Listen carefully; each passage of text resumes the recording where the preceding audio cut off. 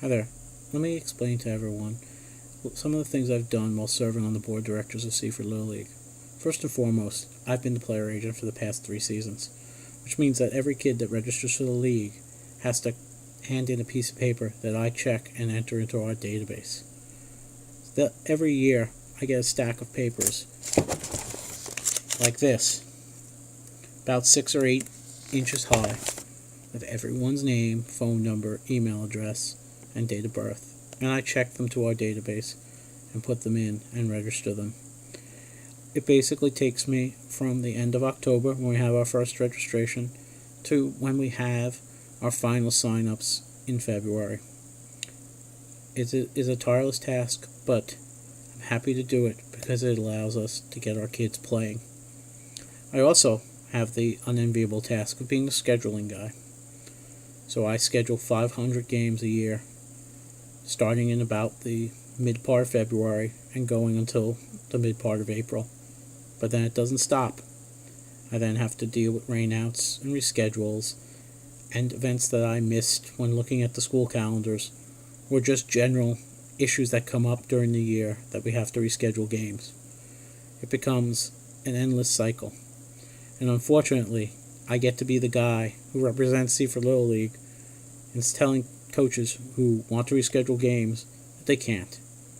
So sometimes I get to be the bearer of bad news. Something that goes with the job, but I'm always the one that has to do it. I've also had the opportunity to serve as an unofficial Seaford Little League webmaster. I'm very technically proficient in using the internet, so I just naturally grabbed hold of the Seaford Little League website.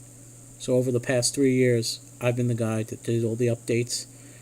I found out that we could start emailing coaches and players, and I introduced all the emails that go out. Pretty much every email that comes from Seaford Little League is written by me. I also coordinate the website, put on most of the news events, and also founded the part that does all the text alerts for rainouts and those things.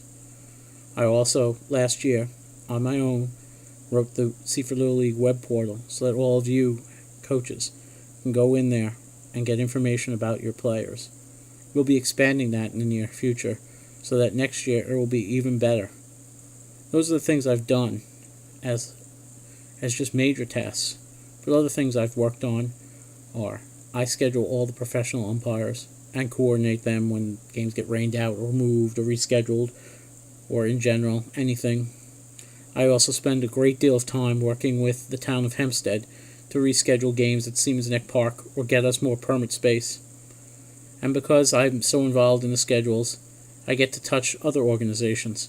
For example, Wantor Little League or North Belmore Little League, because since I did all the schedules, I've become the de facto interleague coordinator, working with them to have games in divisions where otherwise we wouldn't have enough teams to field a division, like the juniors division for boys, softball majors, and softball minors.